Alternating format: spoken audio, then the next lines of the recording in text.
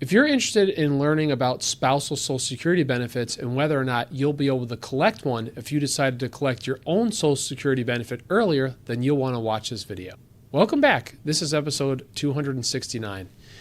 If you're married, then you are potentially eligible for what is known as a spousal Social Security benefit. This week, we're addressing a listener question on spousal Social Security benefits, as well as I'll be talking about some of the basics of Social Security benefits for spouses and how they work in case you're not familiar.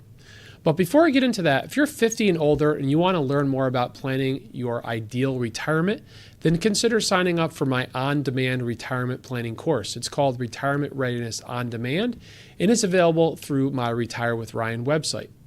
I take you step by step on how to plan your own retirement. We cover taxes, Social Security, Medicare, investments, insurance, estate planning, and much more.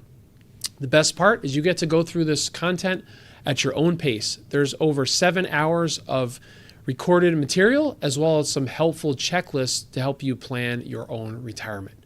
So to sign up, head over to retirewithryan.com, click on courses, then click on demand.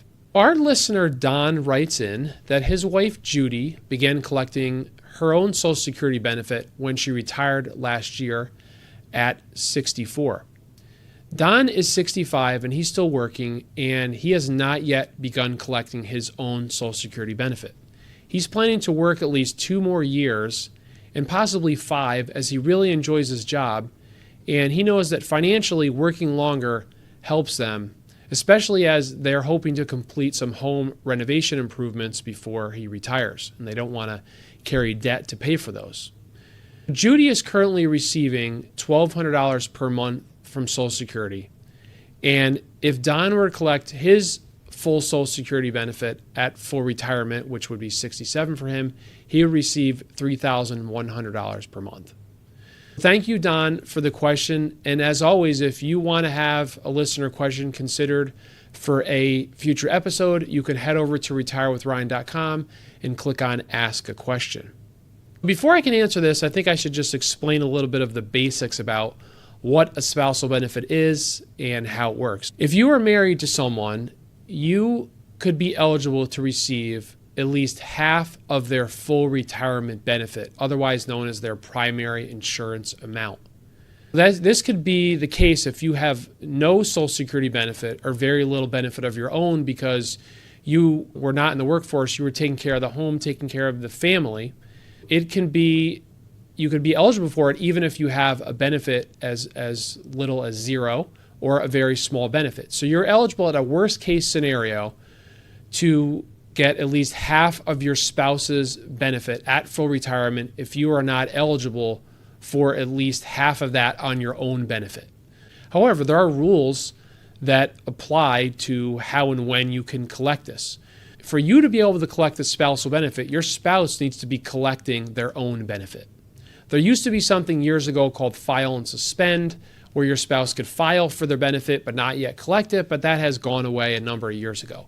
Your spouse has to be collecting their benefit. So in the case of Don, this would not be applicable yet because Don is not collecting his benefit. And you have to be married, and in certain instances, common law marriage is accepted. It depends on the state. You have to check on that. And the spouse to collect a spousal benefit must be at least 62. And as I said, either your spouse needs to be collecting their benefit or they could be receiving Social Security disability as well. So to get the full 50%, you need to wait at least until you reach your own full retirement, you being the spouse collecting the spousal benefit, for you to get the full 50%.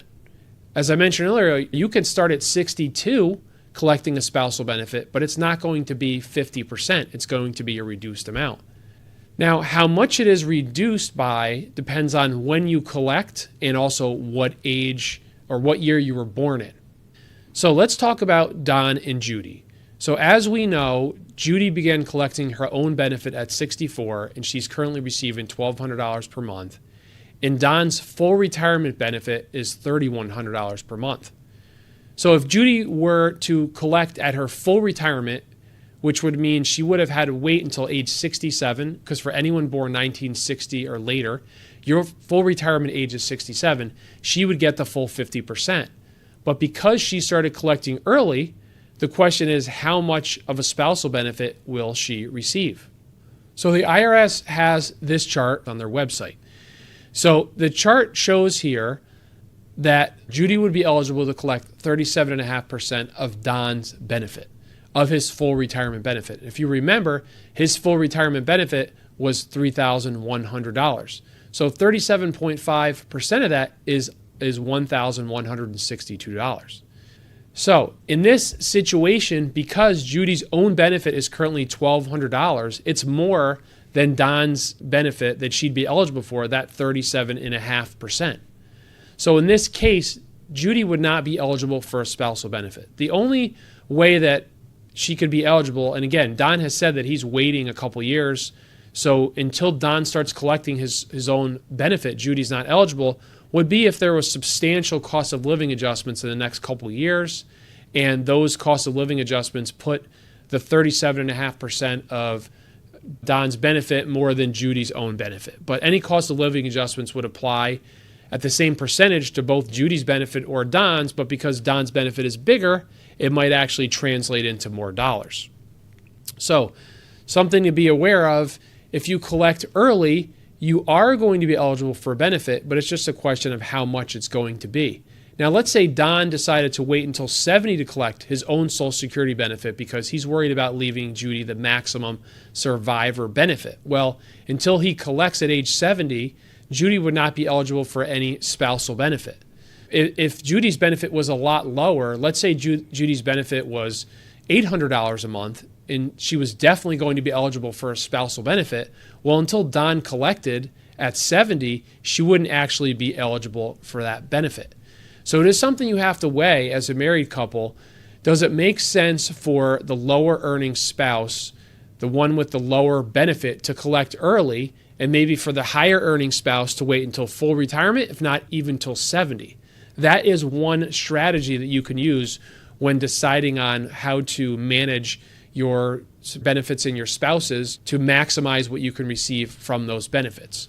Now, unfortunately, you are delaying your benefit if your spouse is waiting to collect at 70, but it's also leaving the surviving spouse the highest possible benefit. That's something to also think about for you, Don, is that if you do wait until 67 to collect your benefit and Judy outlives you, she's going to take over your benefit, which is higher. And if you even wait till 70, she's going to take over the full benefit, which would leave her the maximum survivor benefit, which could be a good strategy in this scenario because Judy is probably not going to be eligible for a spousal benefit. Really, it's about what's going to allow both you and Judy to collect the most from Social Security over your lifetime. And by waiting until age 70, that would give you the highest potential benefit that you can receive. So some other things to know about spousal benefits is that spousal benefits don't provide any delayed credits for waiting past full retirement. If you wait for your own benefit to collect, if you wait until full retirement and then you wait until age 68 or 69 or 70, each year that you wait, you're getting an 8% increase in your benefit. There is no increase in spousal benefits. Spousal benefits cap out, as I said, based off your spouse's full retirement benefit.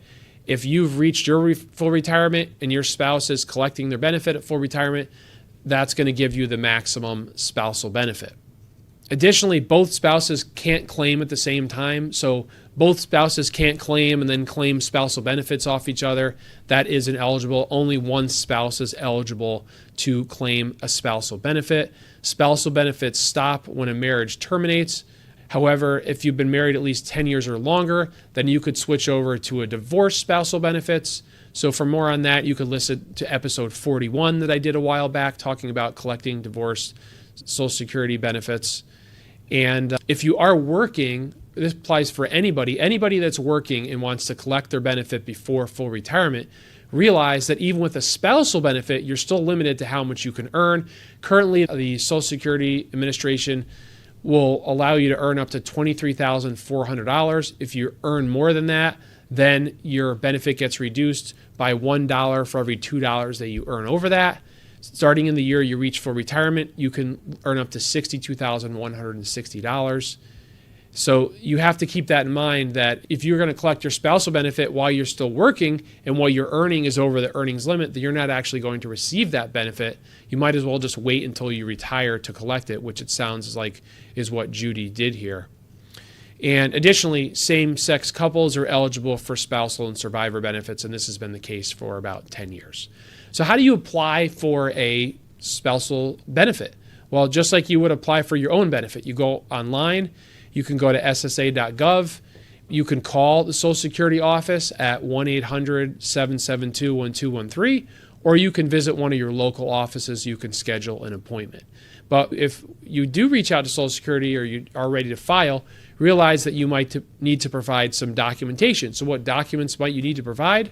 Well, they could ask for birth certificate or other proof of birth, proof of citizenship, any military discharge papers. If you're in the military, there might be a W-2 or self-employed tax returns for last year. If you're divorced, a final divorce decree, if this is a divorce spousal benefit, and they might also ask for a marriage certificate. So it's a relatively straightforward process, and hopefully if you're eligible for a spousal benefit, you're going to make the right decision that's best for you. But if we could help in making those decisions, feel free to reach out to us by heading over to retirewithryan.com. And as always, if you have a listener question that you want to have considered for your future episode, you can also leave that by going to retirewithryan.com and clicking on Ask a Question. Have a great week, and I look forward to talking to you next Tuesday. Take care.